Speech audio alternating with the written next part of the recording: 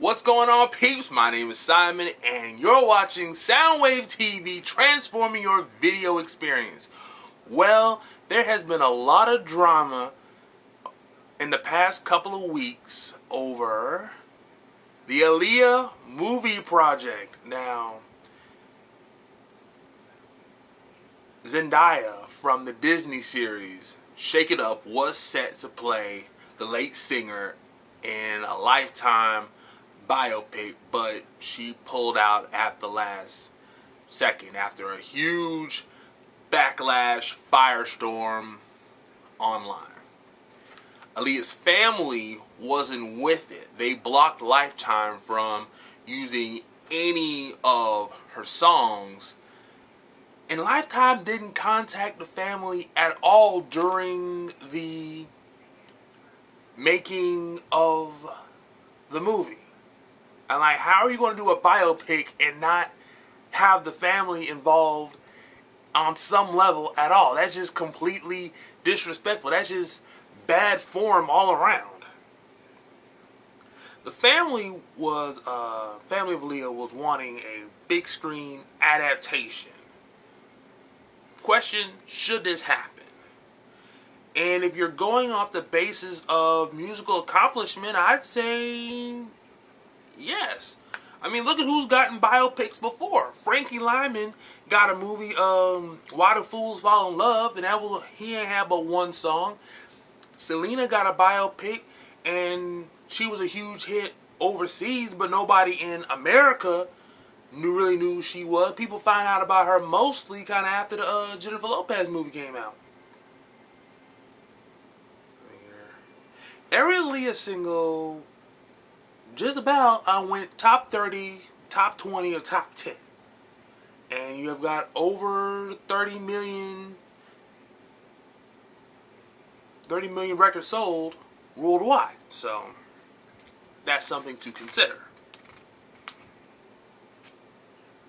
I mean, you look at James Dean and Marilyn Monroe, they've gotten elevated after death as like style icons, but if you look back, they have pretty thin resumes. Like, I can't think of any Marilyn Monroe songs off the top of my head, and the only James Dean movie I know about is Rebel Without a Cause. Comes to the next question. Will the movie get made? I'm not holding my breath. There's been a dark cloud over this project since jump. It's becoming like the Medellin of the movie world. You know, if you're familiar with Entourage, you know what a hard time Vince and Eric had trying to get Medellin done.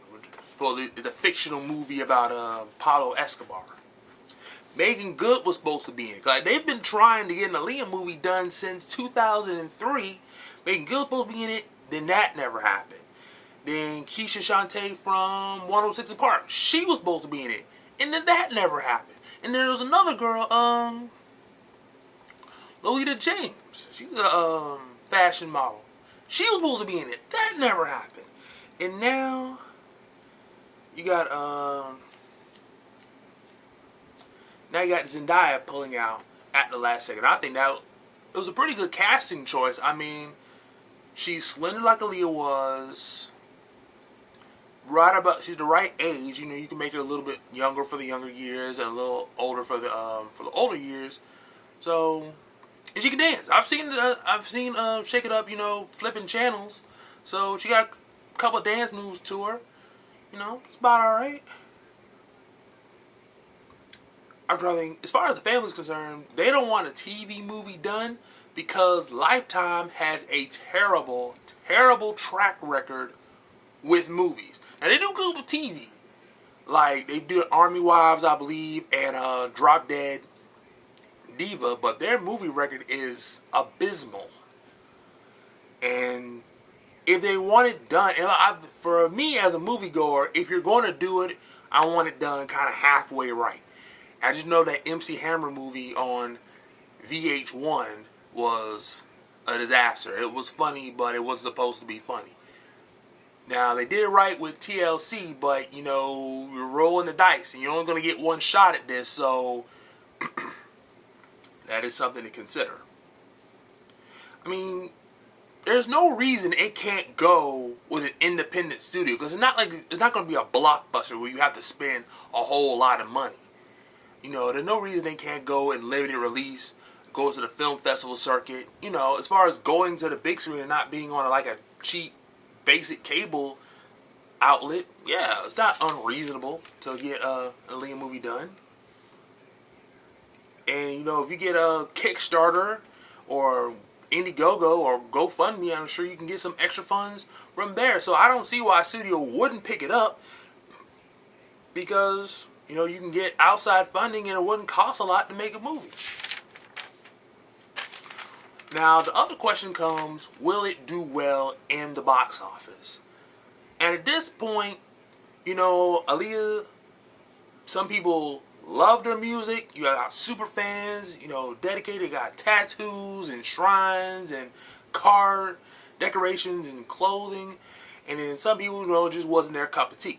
But at this point, it's really about your directing and your casting. Who's going to direct the film? Who's going to be in it? Like, who's going to play all of her friends and family? Who's going to play Missy? Who's going to play R. Kelly? Who's going to play Timbaland? And so on and so forth. You know, like, they got a new movie coming out about James Brown. Get on up. Now, I'm going to be there first weekend to go see it. I'm partial because I'm from Augusta. But, you know, I'm concerned about how well it's going to do. Now, the same guy who played Jackie Robinson in 42 last year, he's playing James Brown. And I think the same people who did The Help, producing and directing, are going to do Get On Up as well. But it's coming out back-to-back weeks, facing Guardians of the Galaxy and Teenage Mutant Ninja Turtles, two of the biggest movie releases of the summer. And for everybody saying that an Aaliyah movie shouldn't get done, consider this.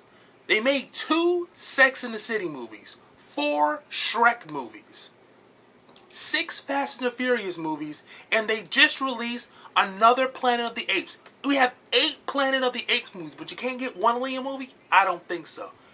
Oh, and they also did a movie about the lady who did, what was it, Mary Poppins. The Mary Poppins lady got a movie. The kids that robbed Paris Hilton's house, they got a movie. The Bling Ring.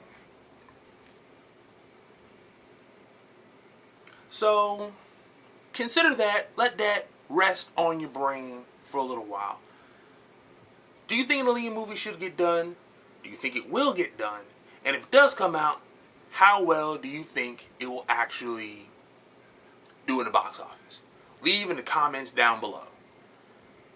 Until next time, this is Soundwave signing off. Peace.